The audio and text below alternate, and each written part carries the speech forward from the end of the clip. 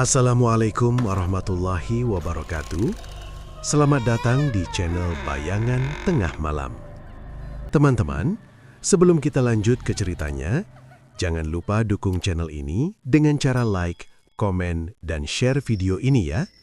Dan pastinya, subscribe channel ini karena akan ada video baru setiap harinya yang siap menemani malam kalian. Hujan turun tanpa henti sejak sore. Jalanan kampung berubah becek. Lampu-lampu rumah redup seperti enggan menyala terang. Raka duduk di teras rumah kontrakannya, menatap kosong ke arah jalan. Di tangannya ada selembar kertas tagihan utang yang sudah berulang kali ia baca. Angkanya tidak berubah, tetap besar, tetap menyesakkan dada. Ia menghela napas panjang. Gimana gue bisa bayar semua ini? Gumamnya pelan. Sejak usahanya bangkrut 3 bulan lalu, hidup Raka seperti runtuh sedikit demi sedikit. Tabungan habis, barang berharga terjual, bahkan motornya sudah berpindah tangan. Yang tersisa hanya tekanan dari penagih utang yang makin hari makin kasar. Suara pesan masuk dari ponselnya memecah lamunannya. Besok terakhir, kalau nggak ada pembayaran, kami datang. Jantung Raka berdegup lebih cepat. Tangannya sedikit gemetar saat membaca pesan itu. Ia tahu ancaman itu bukan sekedar kata-kata kosong. Malam semakin larut. Hujan belum juga reda. Raka akhirnya memutuskan keluar, sekedar mencari udara atau mungkin ketenangan yang entah di mana. Ia berjalan tanpa tujuan, melewati jalan sempit yang jarang dilewati orang. Langkahnya terhenti saat melihat sebuah warung kecil yang masih buka. Lampunya kuning redup nyaris seperti lilin. Di dalam hanya ada seorang lelaki tua duduk diam di balik meja kayu. "Masih buka, Pak?" tanya Raka ragu. Orang tua itu mengangkat kepala pelan. Tatapannya tajam, seolah sudah menunggu. "Untuk yang butuh, selalu buka," jawabnya tenang. Raka sedikit heran, tapi tetap masuk. Ia duduk di bangku panjang yang terasa dingin. "Teh hangat aja, Pak." Lelaki itu tidak langsung bergerak. Ia justru menatap Raka cukup lama hingga membuat suasana terasa tidak nyaman. "Kamu lagi banyak masalah," katanya tiba-tiba. Raka terdiam. "Semua orang juga punya masalah, Pak," jawabnya singkat.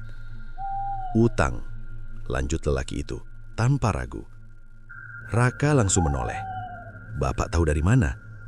Orang tua itu tersenyum tipis. "Wajahmu lebih jelas daripada buku terbuka." Beberapa detik hening, hanya suara hujan yang terdengar dari luar. Raka menelan ludah, merasa ada sesuatu yang aneh. "Kalau ada cara buat keluar dari semua ini, kamu mau?" tanya lelaki itu pelan. Raka mengernyit. "Maksudnya?" Lelaki itu akhirnya berdiri, lalu menuangkan teh ke dalam gelas. Uap hangat naik perlahan, tapi aroma yang keluar terasa berbeda, sedikit amis. Ada jalan cepat. Uang besar, bukan puluhan juta, miliaran. Raka terdiam, jantungnya berdegup lebih keras. "Berapa?" tanyanya lirih. "Cukup untuk menutup semua utangmu, bahkan lebih. 7 miliar. Gelas di tangan Raka hampir terlepas. "Bapak bercanda." "Tidak." Tatapan lelaki itu berubah dingin. "Tapi tidak ada yang gratis di dunia ini." Raka menatap tajam. "Apa yang harus saya lakukan?" Lelaki tua itu mendekat, suaranya diturunkan. "Kontrak nyawa." Dunia seakan berhenti sesaat. Hujan di luar terdengar semakin jauh. "Nyawa siapa?" tanya Raka pelan. Lelaki itu tersenyum tipis, namun kali ini terasa mengerikan. "Itu nanti. Yang penting, kamu setuju dulu." Raka berdiri perlahan. "Saya nggak tertarik hal begituan." Ia berbalik hendak pergi, namun sebelum melangkah jauh, suara lelaki itu kembali terdengar. "Kamu sudah tidak punya pilihan, Raka." Langkahnya terhenti, tubuhnya kaku. Ia perlahan menoleh. "Bapak tahu nama saya." Lelaki itu tidak menjawab. Ia hanya menunjuk ke arah luar, ke jalan gelap yang basah oleh hujan. "Besok malam, kalau kamu berubah pikiran, datang ke hutan di ujung desa. Bawa keberanianmu atau bawa kehancuranmu." Raka tidak menjawab lagi. Ia langsung berjalan cepat meninggalkan tempat itu. Nafasnya memburu, pikirannya kacau. Namun saat sampai di ujung jalan, ia menoleh ke belakang. Warung itu sudah tidak ada. Hanya gelap dan suara hujan. Sejak saat itu, satu hal mulai mengganggu pikirannya. Bagaimana mungkin orang asing itu tahu namanya dan masalahnya tanpa pernah diperkenalkan? Pagi datang tanpa membawa ketenangan. Raka bangun dengan kepala berat, seperti tidak benar-benar tidur semalaman. Bayangan warung itu terus muncul di pikirannya. Lampu redup, lelaki tua, dan kalimat tentang 7 miliar yang terasa terlalu nyata untuk dianggap mimpi. Ia duduk di tepi ranjang, menatap lantai. "Gue harus lupain ini," bisiknya. Namun suara ketukan keras di pintu langsung mematahkan niat itu. "Raka, keluar lo!" teriak seseorang dari luar. Jantungnya berdegup kencang. Ia tahu suara itu, penagih utang. Raka membuka pintu perlahan. Dua pria berdiri di sana dengan wajah tidak sabar. "Udah lewat waktu, mana uangnya?" tanya salah satu dari mereka dingin. "Gue masih cari cara, kasih waktu lagi," jawab Raka mencoba tenang. Pria itu tertawa kecil. "Waktu? Kita udah terlalu baik sama lo." Temannya melangkah maju, menepuk bahu Raka agak keras. "Besok malam terakhir. Kalau nggak ada hasil, kita yang ambil sendiri." Mereka pergi begitu saja, meninggalkan suasana mencekam. Raka menutup pintu pelan, lalu bersandar dengan napas berat. Tangannya mengepal.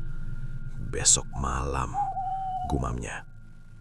Kata-kata itu langsung mengingatkannya pada ajakan lelaki tua semalam. Sepanjang hari, Raka tidak bisa berpikir jernih.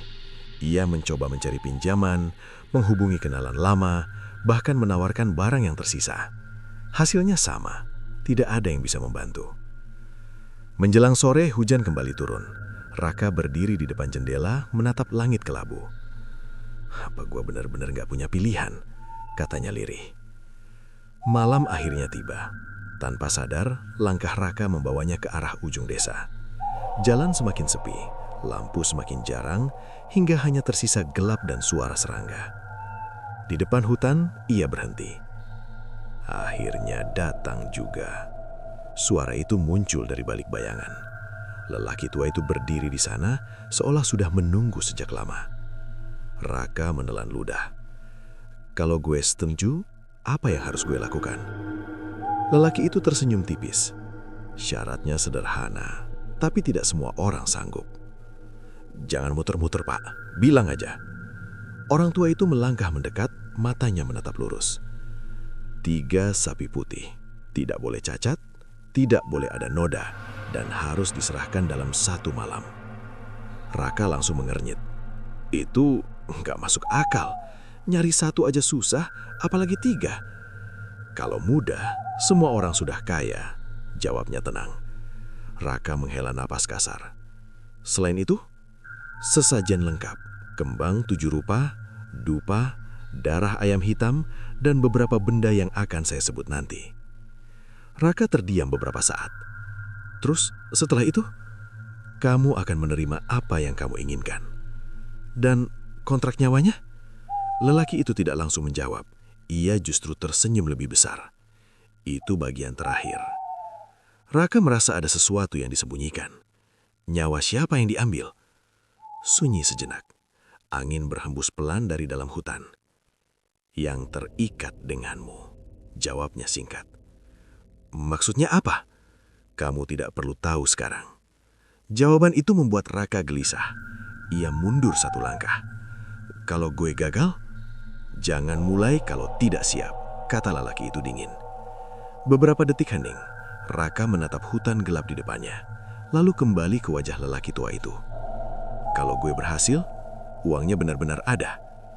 7 miliar, datang tanpa jejak, tidak bisa dilacak." Raka mengepalkan tangan.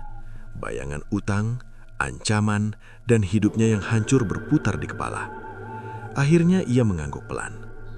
"Gue lakukan." Senyum lelaki itu melebar, tapi terasa lebih menyeramkan dari sebelumnya. "Bagus, waktumu hanya sampai besok malam." Raka terdiam. Cepat banget. Kontrak tidak menunggu. Angin tiba-tiba berhembus lebih kencang. Daun-daun bergeresekan menciptakan suara seperti bisikan. "Mulai sekarang, mereka sudah melihatmu," lanjut lelaki itu pelan. Raka merinding. Siapa? Namun saat ia menoleh kembali, lelaki tua itu sudah tidak ada. Hanya hutan gelap di depannya dan perasaan bahwa ia tidak lagi sendirian. Sejak malam itu, hidup Raka berubah terasa lebih berat. Bukan hanya karena ia harus memenuhi syarat yang tidak masuk akal, tapi juga karena perasaan diawasi yang terus mengikuti kemanapun ia pergi. Pagi hari, ia berangkat mencari sapi putih. Ia mengunjungi beberapa peternak di desa sekitar, berharap keberuntungan berpihak padanya. Namun hasilnya selalu sama. "Yang putih bersih, gak ada mas," kata seorang peternak sambil menggeleng. "Kalau yang belang sedikit, katanya harus tanpa noda ya, itu susah." Raka menghela nafas panjang. Waktu terus berjalan, sementara syarat terasa mustahil dipenuhi. Menjelang siang, akhirnya ia menemukan satu sapi yang hampir sempurna di desa seberang. Harganya mahal, tapi Raka tidak punya pilihan. "Ambil sekarang atau besok sudah ada yang pesan," ujar pemiliknya. Raka mengangguk cepat. "Saya ambil." Sapi pertama berhasil, tapi itu belum cukup. Menjelang sore, Raka menemui dua temannya, Denny dan Arman. Ia butuh bantuan, meski harus berbohong soal tujuan sebenarnya. "Kalian bisa bantu gue malam ini?" tanya Raka. Denny mengangkat alis. "Bantu apa? Lo kelihatan aneh dari tadi." Raka menatap mereka sebentar, lalu berkata pelan, "Gue lagi kejar proyek, butuh hewan buat acara adat. Lumayan besar bayarannya." Arman tertawa kecil. "Sejak kapan lo urus begituan?" "Sekarang," jawab Raka singkat. Denny masih terlihat ragu. "Ini nggak aneh kan?" Raka menahan nafas sejenak. "Enggak, gue cuma butuh bantuan angkut sama cari satu lagi." Setelah beberapa saat, mereka akhirnya setuju. Dengan usaha keras, mereka berhasil mendapatkan sapi kedua menjelang malam. Tinggal satu lagi, dan waktu semakin sempit. Langit mulai gelap saat mereka bergerak menuju desa terakhir. Suasana terasa berbeda, lebih sunyi, lebih dingin. "Rak, gue gak enak nih," bisik Denny. "Kenapa?" "Gak tahu, kayak ada yang ngeliatin." Raka tidak menjawab. Ia juga merasakan hal yang sama, tapi memilih diam. Beruntung sapi ketiga akhirnya didapat. Tanpa banyak bicara, mereka segera membawa ketiga hewan itu menuju lokasi yang sudah disebutkan, hutan di ujung desa. Begitu sampai di sana, langkah mereka melambat. Tempat itu terasa salah. Pohon-pohon tinggi menjulang tanpa suara. Udara lembab menusuk kulit. Tidak ada suara hewan, bahkan serangga pun seakan menghilang. "Ini tempatnya?" tanya Arman pelan. Raka mengangguk. "Iya." Denny langsung berhenti. "Gue gak mau masuk lebih jauh." "Udah sejauh ini, Den," kata Raka mencoba meyakinkan. "Tapi ini bukan tempat biasa, Rak." Suara Denny mulai naik. "Lo ngerasain juga kan?" Raka diam. Ia tidak bisa menyangkal. Tiba-tiba terdengar suara ranting patah dari dalam hutan. Krek, krek. Mereka bertiga langsung menoleh. "Siapa itu?" teriak Arman. Tidak ada jawaban, hanya gelap yang menelan pandangan mereka. "Perasaan gue makin gak enak," bisik Denny. Raka mencoba tetap tenang. Mungkin cuma hewan. Namun beberapa detik kemudian, suara itu terdengar lagi, lebih dekat. Krek, krek. Langkah pelan, seperti sesuatu sedang mendekat. "Rak, kita balik aja," kata Denny dengan suara gemetar. Belum sempat Raka menjawab, salah satu sapi tiba-tiba mengamuk. Tali yang mengikatnya hampir terlepas. Pegang!" teriak Arman. Mereka berusaha menenangkan hewan itu, tapi sapi tersebut terus menatap ke satu arah, ke dalam hutan gelap. Raka mengikuti arah pandang itu. Di antara pepohonan, ia melihat sesuatu. Sosok hitam, berdiri diam. Tidak jelas bentuknya, tapi cukup untuk membuat tubuhnya membeku. "Lo lihat itu?" bisiknya. Denny menoleh, lalu langsung mundur. "Apaan itu?" Tiba-tiba lampu senter Arman berkedip lalu mati. Gelap langsung menelan mereka. "Man, nyalain lagi," teriak Raka. Ini mati sendiri, jawab Arman panik. Dalam kegelapan, suara nafas mereka terdengar jelas. Lalu suara langkah itu berhenti. Sunyi. Beberapa detik kemudian, terdengar suara lain, seperti bisikan pelan, tapi tidak jelas dari mana asalnya. Denny langsung berteriak, "Gue nggak kuat, gue pulang!" Ia berbalik dan berlari keluar hutan tanpa menunggu jawaban. "Den, tunggu!" teriak Raka. Namun langkah Denny semakin menjauh, lalu menghilang dalam gelap. Arman menelan ludah. "Kita lanjut atau gimana?" Raka diam sejenak. Jantungnya berdegup keras, tapi bayangan utang dan ancaman lebih menakutkan baginya. Akhirnya ia berkata pelan, "Kita lanjut." Angin tiba-tiba berhembus dingin. Daun-daun bergesekan, seolah ada yang menyambut keputusan itu. Namun tanpa mereka sadari, sesuatu yang tadi berdiri di antara pepohonan sudah tidak ada di tempatnya. Langit malam tertutup awan tebal. Tidak ada bintang, tidak ada cahaya bulan. Hutan itu terasa semakin pekat, seolah menelan apapun yang masuk ke dalamnya. Raka dan Arman berdiri di sebuah tanah lapang kecil di tengah pepohonan. 3 sapi putih diikat pada batang kayu yang sudah lapuk. Nafas hewan-hewan itu terdengar berat, seperti ikut merasakan ketegangan. Arman menatap sekeliling dengan gelisah. "Rak, ini beneran mau dilakuin sekarang?" Raka mengangguk pelan. "Waktunya cuma sampai malam ini. Denny kabur, kita cuma berdua sekarang." Raka tidak menjawab. Ia membuka tas yang dibawanya, mengeluarkan sesajen satu persatu. Kembang 7 rupa, dupa, kain putih, dan beberapa benda lain yang diminta lelaki tua itu. Tangannya sedikit gemetar saat menyusunnya di tanah. "Bantu gue," katanya singkat. Arman mendekat, meski wajahnya pucat. "Gue masih gak yakin ini ide bagus. Kita udah di sini, gak ada jalan mundur." Angin tiba-tiba berhenti. Suasana menjadi aneh, terlalu sunyi. Bahkan suara daun pun tidak terdengar lagi. Arman menelan ludah. Kenapa jadi sepi banget? Raka tidak sempat menjawab. Ia menyalakan dupa, dan asap tipis mulai naik perlahan. Bau harum bercampur dengan aroma tanah basah, menciptakan suasana yang semakin tidak nyaman. "Sekarang apa?" tanya Arman pelan. Raka mengingat kembali instruksi yang diberikan. Mulai persembahan. Ia mengambil pisau yang sudah disiapkan. Tangannya sedikit terhenti sesaat saat melihat mata sapi pertama. Hewan itu menatap lurus ke arahnya. Tidak bergerak, tidak meronta, hanya menatap. Raka mengalihkan pandangan, mencoba menguatkan diri. "Pegang talinya," katanya pada Arman. Arman ragu sejenak, tapi akhirnya menurut. Dengan satu gerakan cepat, Raka menyembelih sapi pertama. Darah mengalir deras ke tanah. Namun sesuatu terasa janggal. Arman mengerenyit. "Rak, lihat itu." Raka menoleh.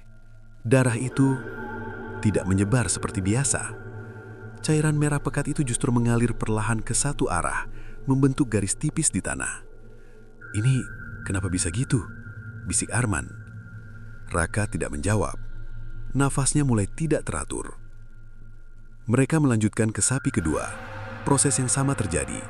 Darah kembali mengalir ke arah yang sama, seolah ditarik oleh sesuatu yang tidak terlihat. "Ini gak normal, Rak." Suara Arman mulai bergetar. Raka tetap diam. Ia mulai merasa dingin, bukan karena udara, tapi karena firasat buruk yang semakin jelas. Saat sapi ketiga disembelih, angin tiba-tiba berhembus kencang. Dupa yang tadi menyala langsung padam. Gelap menjadi lebih pekat. "Rak!" teriak Arman. Tanah di bawah mereka terasa bergetar halus. Garis darah dari ketiga sapi itu kini bertemu di satu titik di tengah lapang. Perlahan, tanah di titik itu mulai berubah, seperti berdenyut. Raka mundur satu langkah. "Itu apa?" Arman tidak menjawab. Ia terlalu fokus menatap tanah yang kini terlihat seperti bernafas. Tiba-tiba, suara berat terdengar dari segala arah. Bukan dari satu arah, tapi dari seluruh hutan. "Persembahan diterima." Raka membeku. Siapa itu? Tidak ada jawaban, hanya suara nafas berat yang terasa semakin dekat. Arman panik. "Kita pergi sekarang. Ia menarik lengan Raka, tapi Raka justru terpaku. Dari titik tempat darah berkumpul, sesuatu mulai muncul. Bayangan hitam perlahan naik dari dalam tanah. Bentuknya tidak jelas, tingginya melebihi manusia biasa. Tubuhnya seperti kabut gelap yang bergerak pelan. Raka mundur dengan langkah goyah. Ini gak seharusnya. Suara itu kembali terdengar, lebih dekat, lebih jelas. Kontrak, segera. Arman tidak tahan lagi. Gue cabut. Ia berlari menjauh, meninggalkan Raka sendirian di tengah lapang. Man, jangan tinggalin gue, teriak Raka. Namun Arman tidak berhenti. Kini hanya Raka dan sesuatu itu. Bayangan hitam tersebut semakin tinggi. Perlahan bagian atasnya membentuk sesuatu yang menyerupai kepala, tanpa wajah. Raka mencoba bergerak, tapi kakinya terasa berat. Apa yang lo mau? Bisiknya. Makhluk itu tidak menjawab dengan kata. Namun tiba-tiba, di hadapan Raka, muncul selembaran tua, seperti kertas yang terbakar di ujungnya. Mengambang di udara. Tulisan di atasnya terlihat samar, tapi cukup jelas untuk dibaca. Kontrak. Tangan Raka bergetar. Ia tahu, ini bagian yang tidak bisa dihindari. Angin kembali berhembus dingin. Suara bisikan memenuhi telinganya. Terima atau hilang. Raka menutup mata sejenak. Lalu perlahan mengulurkan tangannya ke arah lembaran itu. Tanpa ia sadari, di belakangnya, dari kegelapan hutan, sepasang mata lain sedang mengawasi dengan diam. Udara terasa semakin berat. Raka berdiri kaku di tengah lapang, menatap lembaran tua yang melayang di hadapannya. Tulisan di atasnya tampak samar, seperti berubah-ubah setiap kali ia mencoba fokus. Tangannya masih terulur, tapi belum berani menyentuh. Ini beneran, bisiknya. Bayangan hitam di depannya tidak bergerak, namun kehadirannya terasa menekan. Seolah seluruh hutan ikut menunggu keputusan itu. Terima atau hilang. Suara itu kembali terdengar, lebih dalam, seperti berasal dari dalam kepalanya sendiri. Raka menggigit bibir. Pikirannya kacau. Ia teringat ancaman penagih utang, wajah ibunya di rumah, dan hidupnya yang hampir hancur. Kalau gue nolak, gue tetap hancur, gumamnya. Perlahan ia menyentuh lembaran itu. Dingin. Bukan sekedar dingin biasa, tapi seperti menyentuh sesuatu yang tidak hidup. Kulitnya langsung merinding. Tulisan di atasnya tiba-tiba menjadi jelas. Isi kontrak itu singkat, tidak panjang, tidak rumit. Hanya beberapa baris yang langsung menusuk pikiran. Tentang pemberian kekayaan, tentang balasan yang harus dibayar, tentang nyawa. Raka membaca dengan cepat. Gue harus tanda tangan, pakai darah. Seketika sebuah luka tipis muncul di telunjuknya, seolah teriris tanpa sebab. Darah menetes perlahan. Raka tersentak. Ini apa-apaan? Segera. Suara itu kembali mendesak. Nafas Raka semakin cepat. Ia menatap darah di jarinya, lalu ke lembaran itu. Nyawa yang terikat. Bisiknya mengingat kata-kata lelaki tua itu. Ia mencoba mencari arti kalimat itu di dalam kontrak, tapi tulisannya seolah tidak lengkap. Tidak ada penjelasan jelas, hanya janji dan ancaman tersembunyi. Apa yang lo ambil dari gue? Tanya Raka dengan suara bergetar. Tidak ada jawaban, hanya sunyi yang menekan. Beberapa detik terasa sangat lama. Akhirnya, dengan tangan gemetar, Raka menggoreskan jarinya ke bagian bawah lembaran itu. Darahnya menyentuh permukaan kertas. Seketika, lembaran itu menyala redup. Lalu tulisan di dalamnya berubah. Nama Raka muncul jelas. Jantungnya seperti berhenti sesaat. Udah? Tanyanya pelan. Bayangan hitam itu bergerak sedikit. Udara di sekitarnya berputar, menciptakan pusaran dingin yang menusuk tulang. Kontrak sah. Suara itu kini terdengar lebih dekat dari sebelumnya. Raka mundur satu langkah. Sekarang uangnya? Tidak ada jawaban langsung. Namun tiba-tiba, lembaran itu terbakar dari ujungnya. Api kecil menjalar cepat, menghanguskan seluruh isi kontrak dalam hitungan detik. Raka terkejut. Tunggu. Semuanya hilang. Tidak tersisa apapun. Bersamaan dengan itu, bayangan hitam di depannya mulai memudar. Tubuhnya larut seperti asap, perlahan menghilang ke dalam tanah. Angin kembali bergerak. Suara hutan perlahan muncul lagi. Serangga, daun, dan desiran pelan. Seolah semuanya sudah selesai. Raka berdiri terpaku. Nafasnya masih tidak teratur. "Udah selesai," bisiknya. Tidak ada jawaban. Ia menoleh ke sekeliling. Lapangan itu kini terlihat biasa, meski masih dipenuhi bau darah dari 3 sapi yang tergeletak diam. Ia mencoba melangkah. Kakinya terasa lemas. "Gue harus pergi dari sini." Ia berjalan cepat meninggalkan tempat itu. Setiap langkah terasa berat, tapi ia tidak berani menoleh ke belakang. Namun, saat hampir keluar dari hutan, sesuatu membuatnya berhenti. Suara. Tangisan pelan. Raka menoleh. Siapa? Tidak ada siapa-siapa di sana. Hanya kegelapan di antara pepohonan. Tangisan itu terdengar lagi. Kali ini lebih jelas. Seperti suara seseorang yang ia kenal. Raka membeku. "Itu suara siapa?" bisiknya. Ia mencoba mengingat. Dan saat ia sadar, wajahnya langsung pucat. Itu suara ibu. Jantungnya berdegup keras. Gak mungkin, ibu kan di rumah. Tangisan itu berubah menjadi rintihan, lalu perlahan hilang tertelan angin. Raka mundur pelan. Ini cuma perasaan. Ini cuma efek tadi.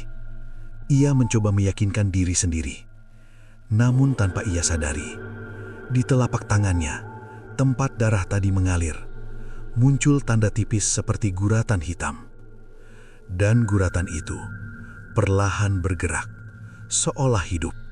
Pagi datang dengan cahaya pucat. Raka terbangun di lantai ruang tamu tanpa ingat kapan ia tertidur. Bajunya masih kotor, sepatu belum dilepas. Kepalanya berat, seperti dihantam sesuatu semalaman. Ia bangkit perlahan, memegang pelipis. "Semalam beneran terjadi," gumamnya. Ingatan tentang hutan, darah, dan makhluk hitam itu kembali muncul satu persatu. Raka langsung melihat telapak tangannya. Guratan hitam itu masih ada, tipis tapi jelas. Ia mengusapnya, berharap hilang. Tidak, garis itu tetap di sana. Raka menelan ludah. Ini bukan mimpi. Tiba-tiba, ia teringat sesuatu. Uang. Dengan langkah cepat, ia menuju kamar. Pintu dibuka tergesa, matanya langsung menyapu seluruh ruangan. Dan ia membeku. Di atas tempat tidur, ada beberapa tas besar. Raka mendekat perlahan, napasnya tertahan. Ia membuka salah satu tas dengan tangan gemetar. Isinya penuh uang. Lembaran rupiah tersusun rapi memenuhi seluruh bagian dalam. Ini, suaranya nyaris tidak keluar. Ia membuka tas lain. Sama. Tas ketiga, sama. Jumlahnya tidak masuk akal. Raka terduduk lemas di lantai. Ini 7 miliar ya. Ia tertawa kecil, tapi terdengar aneh. Antara lega dan tidak percaya. Berhasil. Gue berhasil. Namun tawa itu berhenti sendiri. Suasana kamar terasa berbeda. Terlalu sunyi. Raka menoleh ke arah pintu yang masih terbuka. Tidak ada siapa-siapa, tapi perasaan diawasi kembali muncul.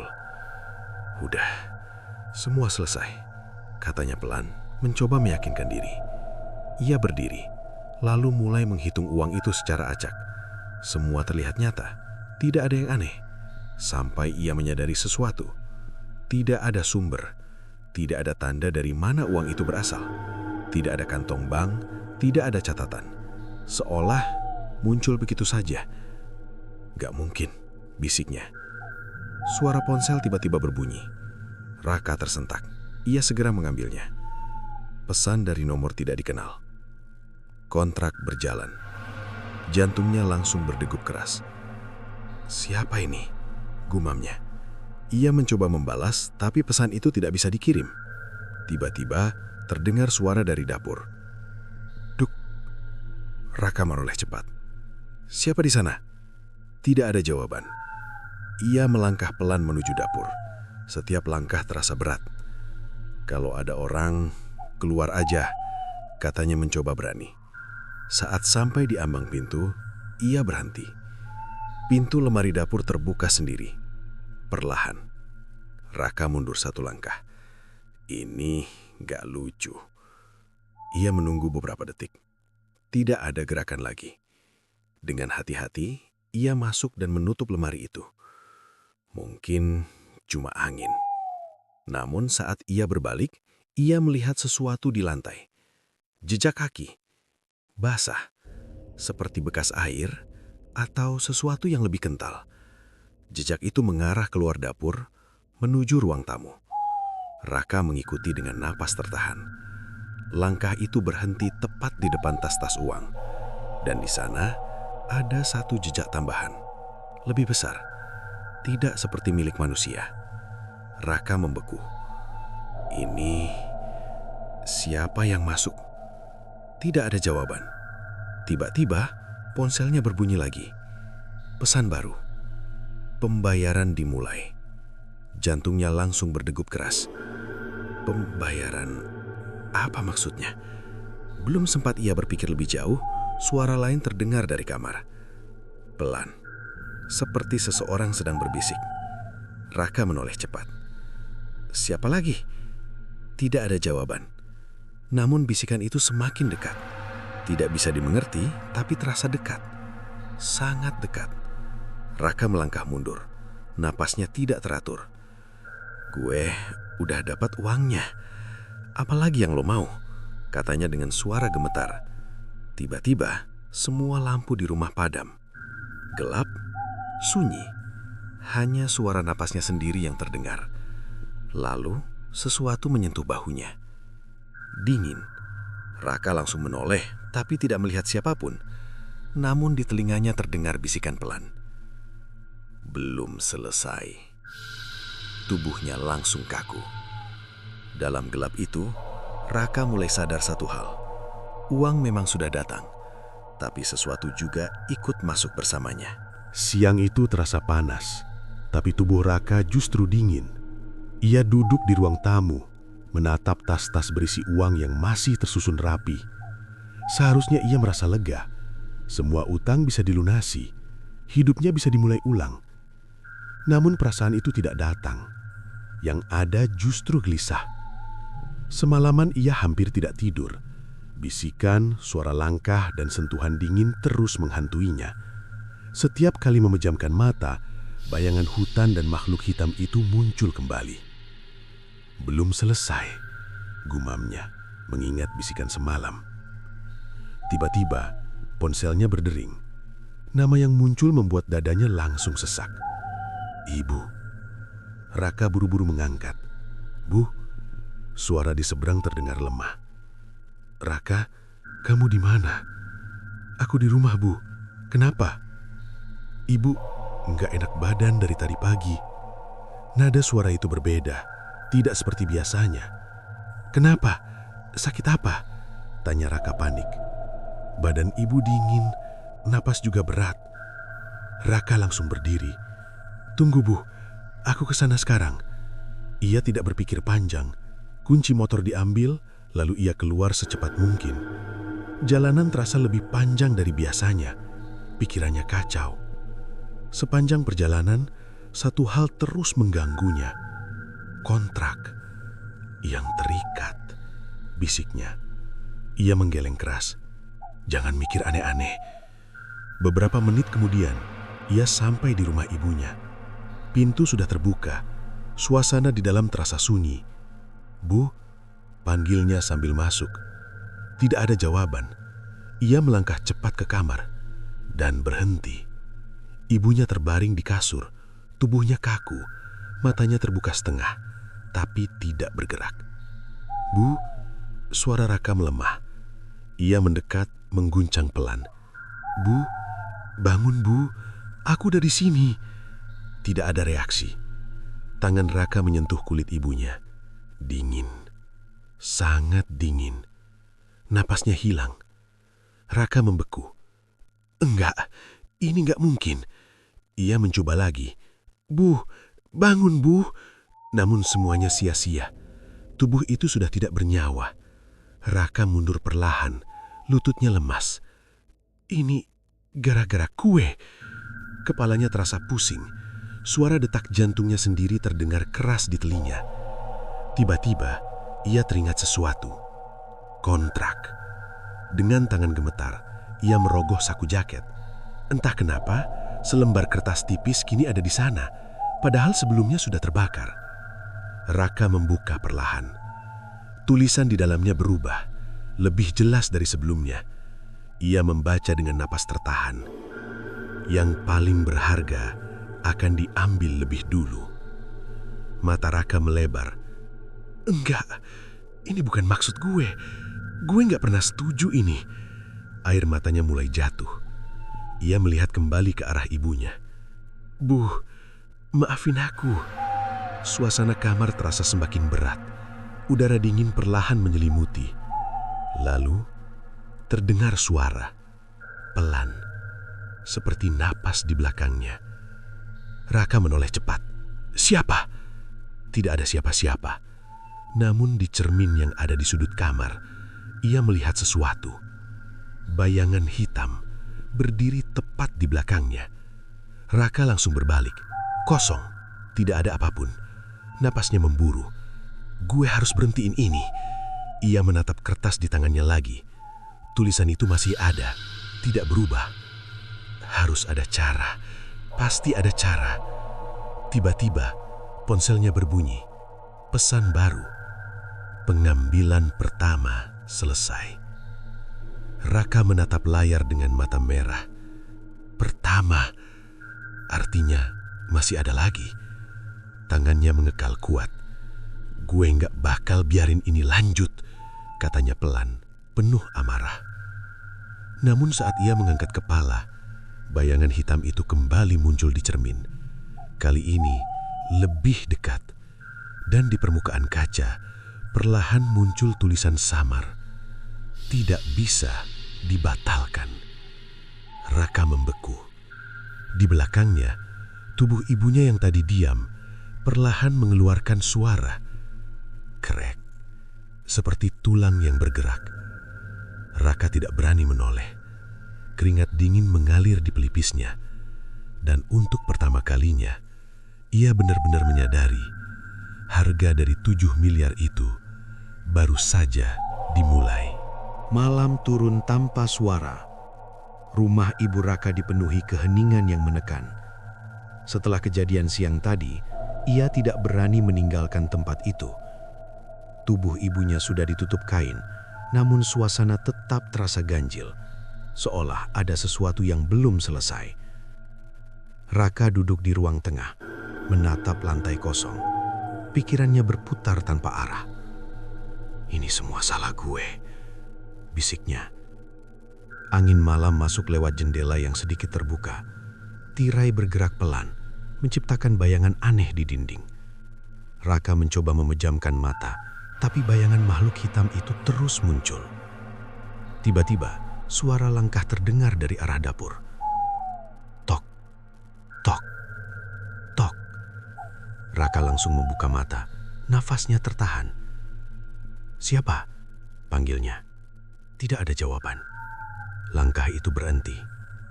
Beberapa detik sunyi, lalu suara lain muncul, seperti benda jatuh. "Bruk." Raka berdiri perlahan. Kalau ada orang, keluar. Ia melangkah menuju dapur dengan hati-hati. Setiap langkah terasa berat, seperti ada yang menahan. Saat sampai di pintu dapur, ia berhenti. Sebuah kursi tergeletak di lantai, padahal sebelumnya tersusun rapi. Raka menelan ludah. Ini nggak mungkin. Ia masuk perlahan, menegakkan kursi itu kembali. Tangannya gemetar. Gue cuma capek. Ini cuma perasaan. Namun saat ia berbalik, ia melihat sesuatu di lantai. Jejak kaki. Basah. Sama seperti di rumahnya kemarin.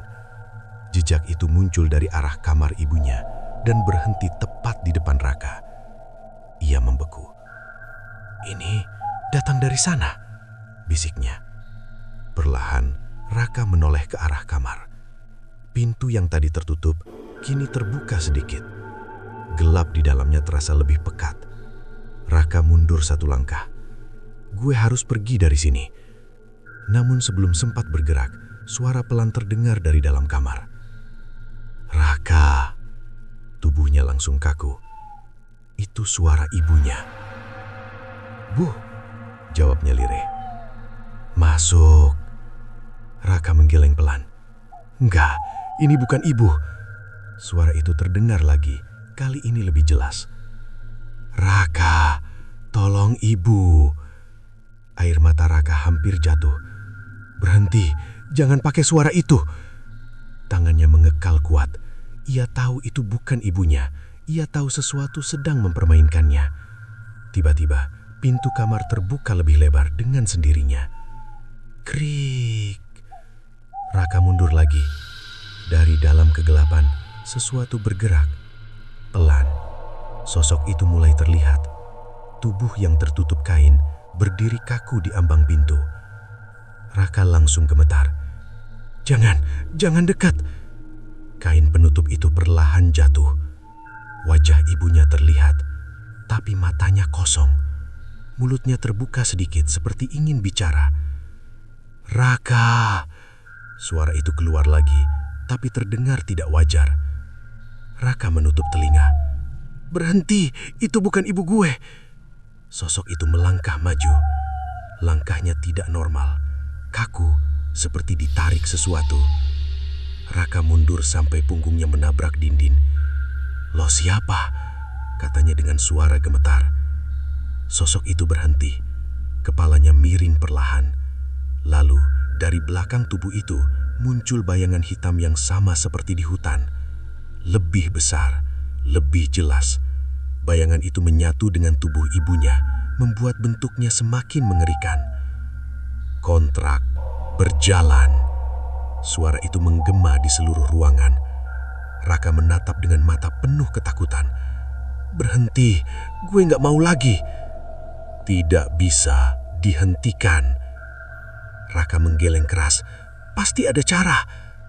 Bayangan itu tidak menjawab. Namun tiba-tiba ponsel Raka berbunyi. Dengan tangan gemetar, ia melihat layar. Pesan baru. "Pengambilan kedua, segera." Raka langsung menatap ke depan lagi. Siapa lagi? Tidak ada jawaban.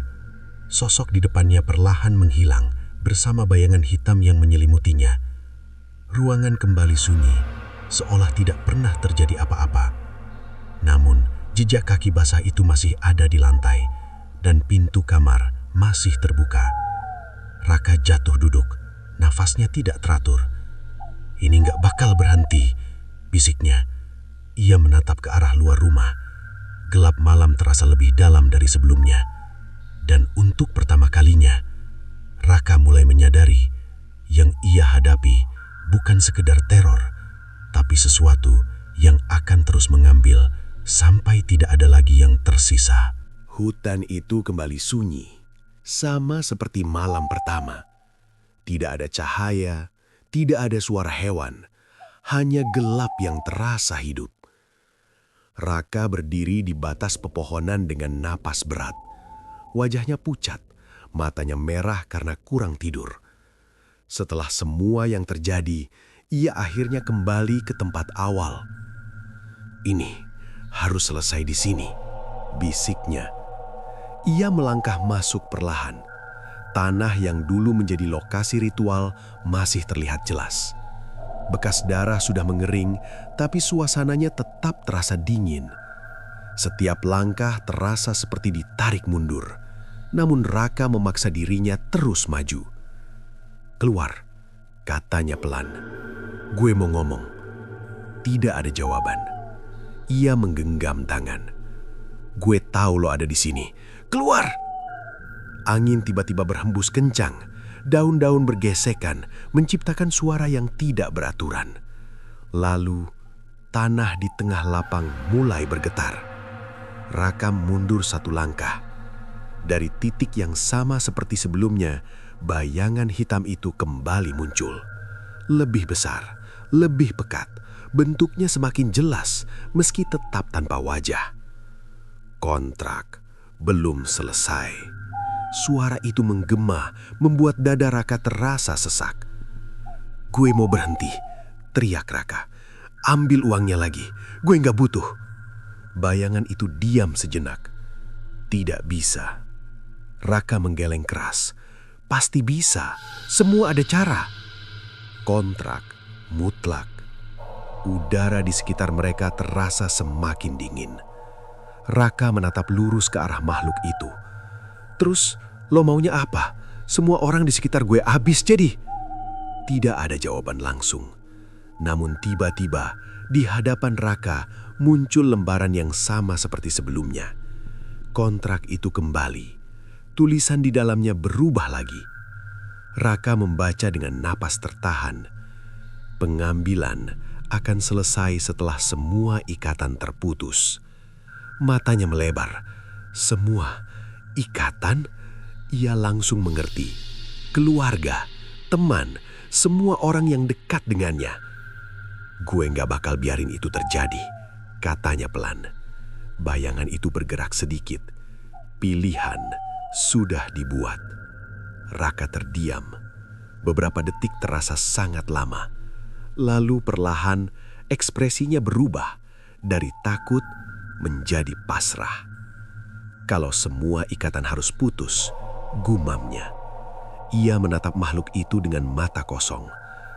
Berarti tinggal satu yang belum. Bayangan itu diam, seolah memahami.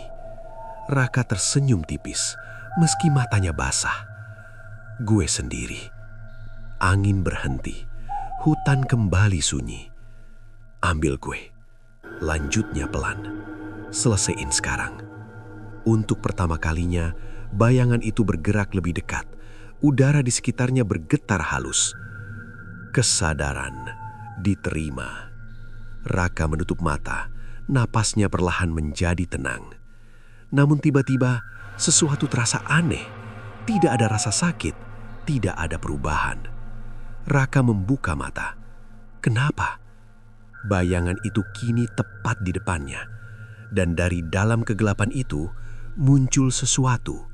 Bukan tangan, bukan wajah, tapi bayangan lain yang bentuknya sama seperti Raka. Ia mundur satu langkah.